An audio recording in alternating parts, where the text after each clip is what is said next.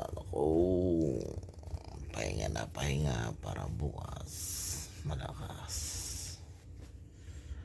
Ay, pagod sa trabaho. Kaya dito na lang ako sa kwarto magtambay para bukas malakas sa ensayo. Dami naman naangat ang kilay dyan at saka tenga. Bahala kayo. Basta ako, wala akong sinisiraan. Naghahanap buhay lang ako ng maayos.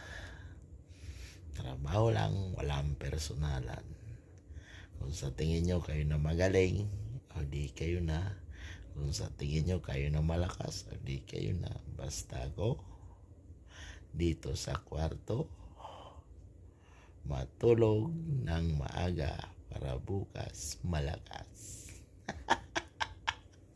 Babu!